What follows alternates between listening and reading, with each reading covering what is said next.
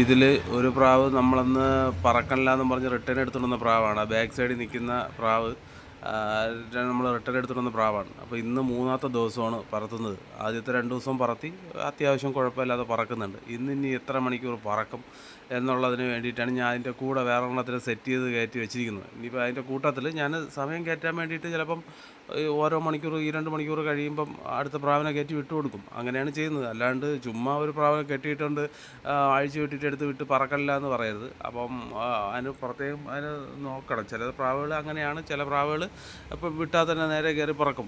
ഇത് ചിലപ്പം കുറേ നാൾ പറക്കാതെ കിടന്നുകൊണ്ടുള്ള ഒരു ഇതായിരിക്കാം. ഇപ്പം ഏകദേശം ഇന്ന് ഞാൻ വിട്ടു. ഇന്ന് വിട്ടതിന് ശേഷം 4 മണിക്കൂർ 3.25 മണിക്കൂർ പറന്നിട്ടുണ്ട്. മറ്റേ ആളിനെ വിളിച്ചു വരാനായിട്ട്. അപ്പോൾ അവർ ജോലിയുണ്ട്, ജോലി ഇല്ലാത്തൊരു ദിവസം വിളിച്ചിട്ട് വരാമെന്ന് പറഞ്ഞിട്ടുണ്ട്. അപ്പോഴവർ വരുമ്പോഴത്തേക്കും അവരെ ഫ്രണ്ടിലും പറത്തി കാണിച്ചു കൊടുക്കും. കാരണം എന്തെന്ന് പറഞ്ഞാൽ നമ്മളെ പ്രാവ് കംപ്ലയിൻറ്റ് പറയുന്നവരടുത്ത് അങ്ങനെ തെളിയിച്ചു കൊടുക്കണം. ഇല്ലെങ്കിൽ നമ്മൾ ഇതായി പോകും, മോശക്കാരനായി പോകും. അതുകൊണ്ട് ഞാൻ അവരെ വിളിച്ചിട്ടുണ്ട്. അവരിനി എന്തെങ്കിലും ഒരു ദിവസം ലീവുള്ള ദിവസം വരും. അന്ന് ഫുൾ വീഡിയോ ആയിട്ട് തന്നെ ചെയ്യും. ഇത് അവരെ പറത്തിച്ച് കാണിച്ചു കൊടുക്കുന്ന ആൾ വരുന്നത് അവർക്ക് ഇഷ്ടമുണ്ടെങ്കിൽ, അവരെ കാണിക്കാൻ സമ്മതിക്കുമെങ്കിൽ ഞാൻ ആ വീഡിയോ ആയിട്ട് തന്നെ ചെയ്യും. അപ്പോൾ എന്തായിരുന്നാലും എൻ്റെ ആ പ്രാവ് നല്ല രീതിയിൽ തന്നെ പറക്കുന്നുണ്ട്. ഇതിപ്പോൾ വിട്ടു. ഇനി 1 മണിക്കൂറിന് ശേഷം വേറൊരു പ്രാവിനോടെ വിടും. അങ്ങനെ വിട്ട് ഏകദേശം ഞാൻ ഇന്നൊരു 7 പ്രാവിനോളം ഇതിൻ്റെ കൂടെ സെറ്റ് ചെയ്തിട്ടുണ്ട്. ആ 7 പ്രാവിൻ്റെ ഷോർട്സ് ഞാൻ ഇടാം.